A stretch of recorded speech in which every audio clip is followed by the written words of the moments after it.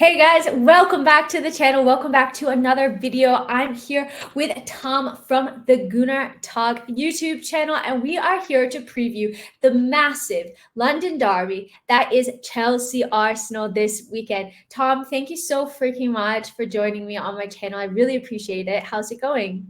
Yeah, good. No problem at all. Ready to get back to Premier League action after a long 2 weeks without it.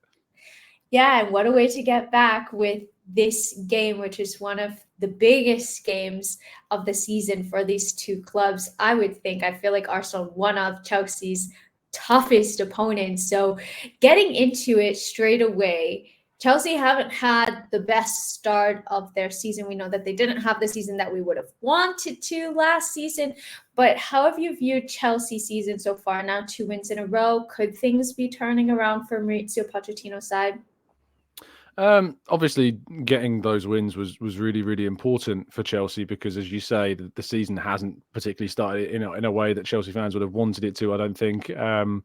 It's always important, I think, to give new managers time. I think Arsenal fans can attest to that maybe more than any other. That giving managers time is really important because had Arsenal got rid of Mikel Arteta, say after his first, second, or even third season when things weren't all rosy, we would have regretted it because that fourth season, and now we're into the fifth season, I think it is now with Arteta, that you're looking at a title race back to back because we competed last season. Yes, it didn't work out in the end for us, which I'm sure plenty of Chelsea fans were pretty happy about.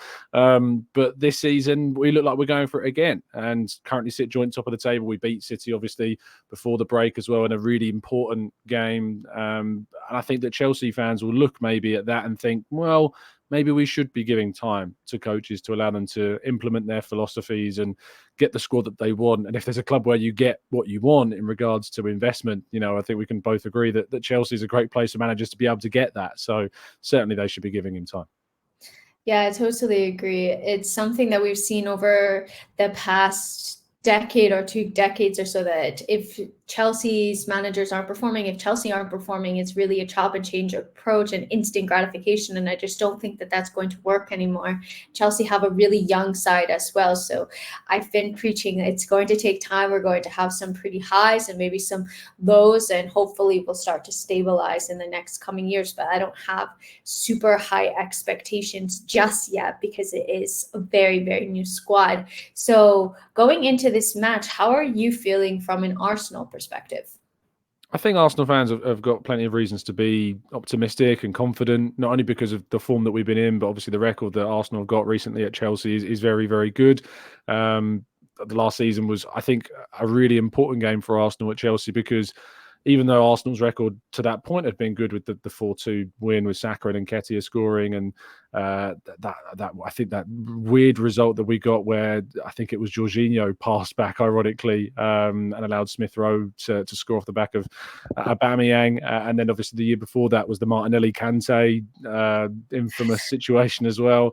So, but none of those games were Arsenal on top. They were kind of a bit smash and grab and, against the run of play. But last season, Arsenal was certainly the better side in the game. And even though it was a very close scoreline at 1-0, a lot of Arsenal supporters and analysts certainly looked at that game and thought that's a turning point, this game. It's a kind of a bit of a shift, if you like, in regards to Arsenal being the more dominant force in an away game against a big six side. And so that record going into this game is important, and Arsenal fans will be expecting a similar kind of display tomorrow, I think. So, or Saturday, when obviously we're recording this on the Friday.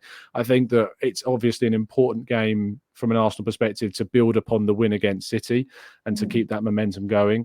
And I think that there's an expectation from Arsenal supporters to get 3 points, not an arrogant one, but just one about the context of where both teams are kind of at this stage. And so Arsenal fans will be, I think, very disappointed with anything other than a win in this one. And I think that speaks a lot as well to how far you guys have come in the past couple of years, because maybe a couple of years ago you would have been happy with a point away at Stamford Bridge. And I know Chelsea fans are kind of feeling like, okay, we've had 2 wins in a row, but Arsenal is the real test because we got wins against teams that we realistically should have been beating, and we've had some losses against teams that we should have beaten as well. So you just don't really know what you're going to get with this Chelsea side at the moment. And looking at Arsenal's starting 11. I know that Saka has been injured. I haven't seen any injury news. So have you heard anything about Saka? How important is it that he features in this game? Do you think that that would make a big difference? And any other injury news?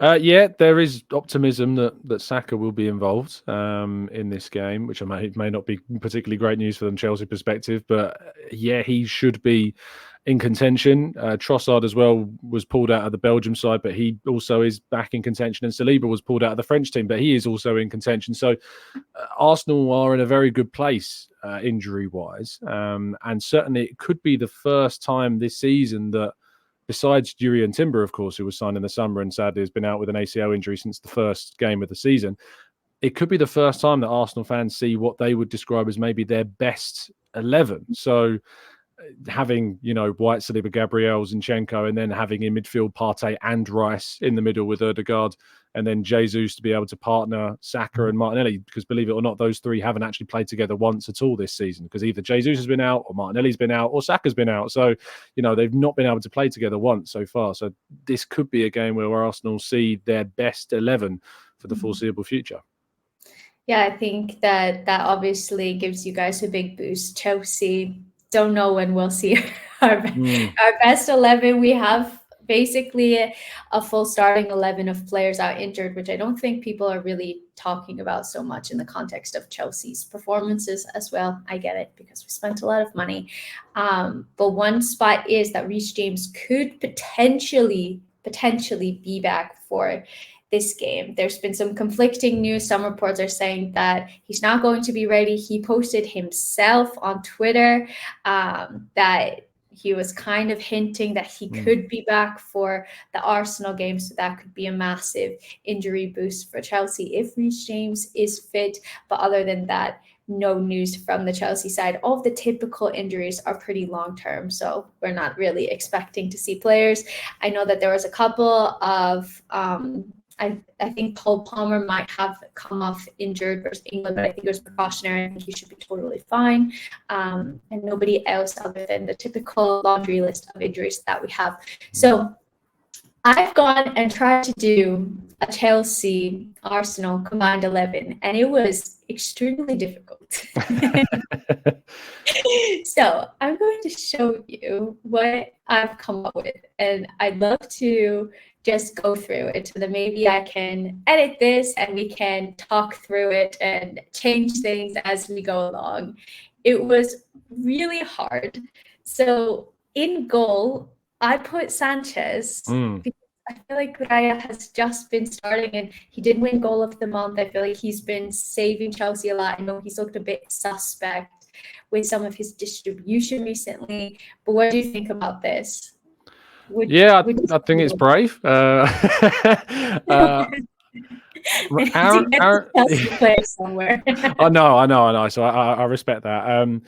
Aaron Ramsdale is currently up for the best goalkeeper. I would know the goalkeeper version of the Ballon d'Or. Ramsdale is currently up as one of the nominees for that award, and he's not even starting for us right now because David Raya has obviously come in, and Arteta really rates Raya and wants him in that position. I think Sanchez has done a good job. I think he's surprised since coming in for sure. If I was in a Champions League final though and I had to pick between Sanchez and Raya or Ramsdale, I think and obviously I come across as very biased, but I'd lean towards Raya just because I think as a rounded goalkeeper, his distribution, people talk about his height sometimes, but his stats taking crosses are excellent. And obviously he's pulled off some quite significant saves. I think the one against Spurs where he jumped back across his goal line to stop, I think it was Brennan Johnson from scoring, was a particular highlight. But it's a tough one. But don't feel pressured into changing it just because... No. I mean, you're the guest on my channel, so we're gonna I wanted to try to update this live if this thing would cooperate. There you go. And you're the guest, so this is just me kind of having the best stab at it that I can. Sure. So in the right back spot, I did a caveat that I will make is I only selected players that I thought had potential to play. I did think that Reece James is one of those borderline cases. Sure. Saka as well as borderline. Saliba as well might be borderline. So we're kind of speculating a bit whether or not they're going to be able to feature. Based off of what Reece James tweeted, that's why I included him. And I think if he's fit, he's the starting right back. But what do you think? No, I think that's fair. I think James is one of the standout players, obviously, in Chelsea's team. Ben White is a brilliant option, and I think, you know, if he was getting maybe more credit at an international level, for whatever reason he's not being included in the England team. And I think a lot of people have taken quite a critical line with Southgate regarding Ben White's kind of snub from the England side, because he has been very consistent, very, very good defensively in particular. They are completely different types of fullbacks, James and White. So it's sometimes a little bit more difficult to compare them. But I think that's the right pick. I think James probably would be in there. Nice. What do you think about the rest of the back line? Zinchenko, I think is I think kind of obvious, because Chelsea's left back situation with, you know, Chilwell injuries and obviously Cucurella's question marks and things like that. Chilwell is, I think, if he was fit, there'd be a really good debate between those two. Zinchenko is excellent though in the way in which he, you know, progresses play, and he doesn't really even play left back. He kind of plays in midfield because he's so adept at fitting into this Arteta system. Saliba and Colwill, I think Colwill's been fantastic. I think he was one of the best centre-backs in the league last season at Brighton. He's obviously come into the team, already got an England call-up as well. But Gabriel is also fantastic. Now a starting centre-back for Brazil. He scored his first goal for the Brazilian national side this week in their game against Venezuela. So, you know, he's rising up the rankings in terms of his international credibility as well, and is very consistent. He was kind of known for being had a bit of an error in him when he first joined Arsenal, but that has been very much eradicated to nearly 100%, I think. So Saliba is the obvious choice. I think he's up there with the best centre-backs in the world at the moment. So far, so strong, so composed, good with the ball at his feet, distribution's excellent, and can even be a threat in the upper box as well. Has scored goals in and outside the opposition box. So yeah, I think I wouldn't have too much. I think a few Arsenal fans might say that Gabriel deserves to be there, but I think you have to appreciate the level that Colwill has produced, and he's been very, very good indeed. Yeah, I think that Colwill has been one of Chelsea's strongest players, and just his distribution as well has been so incredible. If you look at the long passes that he's capable of, and the fact that Pochettino has also been playing him out of position almost as a left back at times because of the lack of depth that we have due to injuries. I thought that he was fantastic. So now here's where things get really difficult because I had just the worst time. Odegaard isn't in here. I feel like that is a sham as well. Like, I feel like Odegaard should be in here. Caicedo isn't in here. I feel like that also is questionable. So I don't know. Let's start off with the midfield too. What are your thoughts on this? Well, it's funny because Enzo's not even really been playing, you know, in the deeper part of the midfield. He's been playing, you know, quite advanced as well. But I think this is where he should be playing. You know, I think that there should be more emphasis on a more creative number 10 really for Chelsea. I understand kind of the need to put, you know, trying to get Chelsea players in because it is difficult, and that's a testament to Arsenal. Partey is only just coming back from an injury, which I think maybe plays into this a little bit. He did obviously produce the pass to Tomiyasu, which then led to Havertz setting up Martinelli for that goal against City, and he will, I hope, be fit and ready to start for this game. I think Rice and Partey as a combination, you know, is going to be something that is a bedrock for Arsenal if they can both stay fit for the course of this season. But yeah, it's difficult, you know, because Caicedo and Enzo are very, very good. I think it's really kind of a toss-up. I think if you rate Enzo higher than Caicedo, put him in. I personally have rated Rice over Partey. A lot of that's due to availability, of course, but Rice has been absolutely fantastic for Arsenal, and certainly worth the investment. I think if you're going to look at who has been the best 100 million kind of signing, I think Rice probably stands at the top of the rankings right now across your Enzos, your Caicedos, your Grealishes of this world. I think Rice has been stunningly good for Arsenal, and probably their player of the season, outside of maybe other Saliba as well. But I'm happy with Enzo and Rice being. I think Enzo has been a standout for Chelsea. But yeah, if Partey maybe had played all season, I think he might have sneaked it. Yeah, That's totally fair. And I do think that we have seen Enzo the last two games playing more in this position. The games that Chelsea won, and Conor Gallagher has been the one operating more as the 10, if you will. And at the beginning of the season, it was opposite. Don't know why, but it's been working better now. And now we get to the really hard part. I didn't know. Like, you guys have so many good attackers, and Chelsea just haven't been dominant for so long. I did feel that Raheem Sterling deserved a shout out, because when Chelsea have looked good in attack is when Raheem Sterling's having a really good day. And when he has his day, I feel like he's unstoppable. Obviously, he doesn't typically play in the 10th position. He usually plays on one of the wings for Chelsea. But what do you make of the attack? Yeah, I think maybe if you were to try and squeeze Sterling in, it would probably be in place of Martinelli.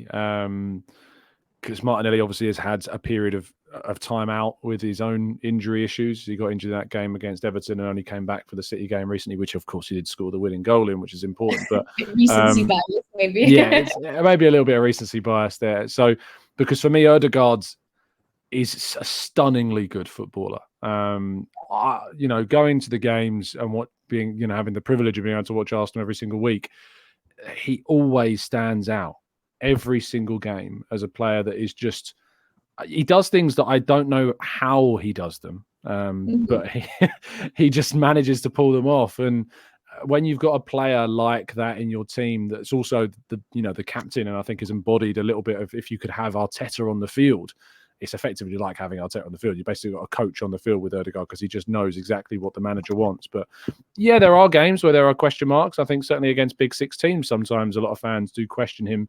So it'll be interesting if he can put in a really big performance against Chelsea this Saturday. But he is a world-class player in my view. I think that he's shaken off that wonder kid facade that was there for quite some time, because he moved to Real Madrid when he was 16, etc. I think he's shaken that off now, and he's just appreciated for the player that he truly is now, which is a world-class attacking midfielder. And I think has given Erling Haaland a run for his money as the best Norwegian in the league this season. Last season, without a doubt, it was Haaland, but I think this season it's a real toss-up between the two. That's a big statement. So I've gone ahead and changed Odegaard and moved Sterling over to the left. I think that this is pretty fair. I don't think that you would have any Chelsea fan really saying that Chelsea are necessarily in a better position than Arsenal are right now, because Arsenal are challenging for the title at the moment, and Chelsea just trying to get some consistent amount of form, hopefully get some European football this season and kind of get back into it. But this was really fun, so thank you so much. I really enjoyed it. So going into the match a little bit further, who do you think is going to be the key players for each side? I think that if Reece James is fit, there's an interesting battle on that Arsenal left, Chelsea right, between Martinelli and him, because if James progresses forwards and is dangerous, Zinchenko, the space behind him is vulnerable. But at the same point, if James goes forwards, there leaves a space behind him for Martinelli to exploit. So I think it depends upon the positioning of those fullbacks on that particular flank. On the other side, Ben White has been very consistent, as has Saliba. I think it's going to be very difficult for whoever plays on the left for Chelsea to find a route through White and Saliba.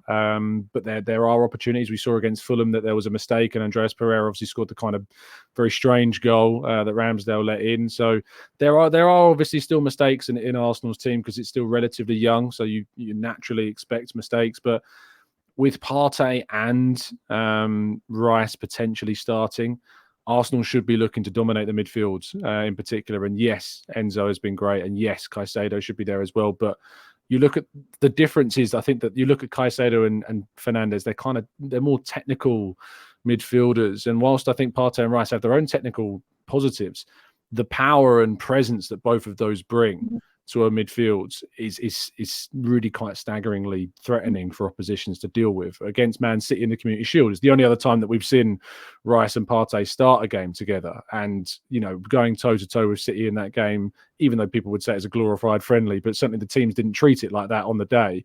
It was impressive to see how well they combated against what City had to offer. And then, of course, when Partey eventually came on against City before the international break, Arsenal took control of the game and eventually got the winner in that one as well. So, yeah, it's a midfield battle that if Arsenal win, I think Chelsea will struggle to get a foothold on things, but they'll need to rely on the investment that they've put into Fernandes and Caicedo to be able to do that.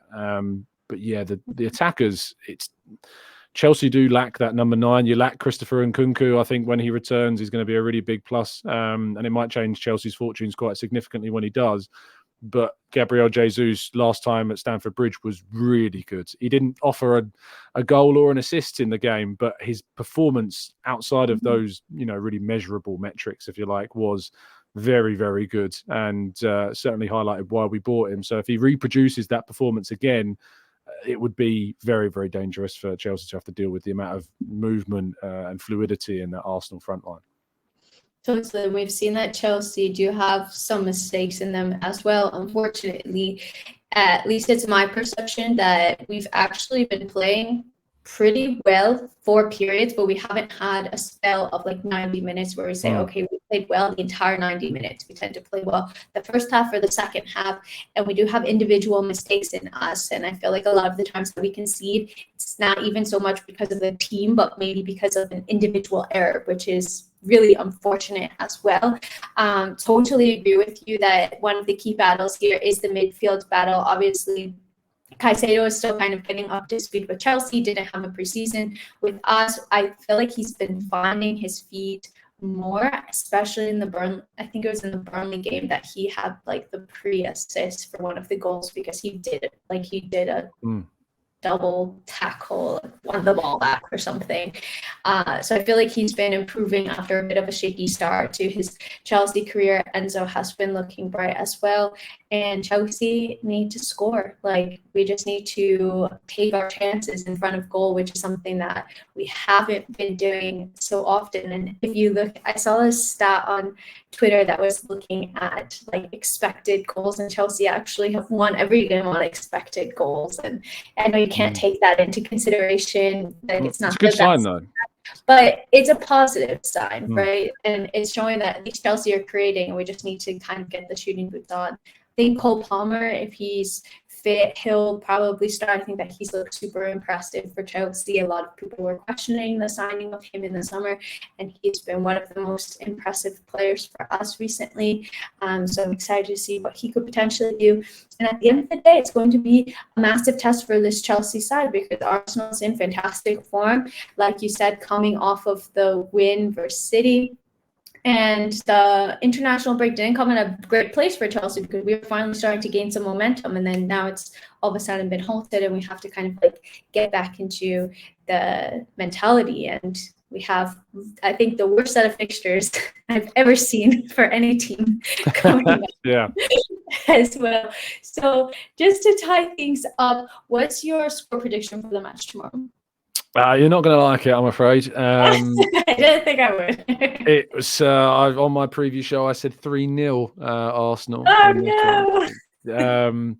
Arsenal away from home notoriously have kept clean sheets very well, and defensively look very good. And I feel as that if there's an early goal, it could force some errors from Chelsea. Obviously, when you came to the Emirates at the end of last season, it was almost like a formality game, because Chelsea's season was kind of done at that point, and it wasn't really going for anything, and Arsenal took advantage of it as they were trying to claw back towards City. But yeah, I've said 3-0, so I'll keep consistent even in the presence of the Chelsea fans.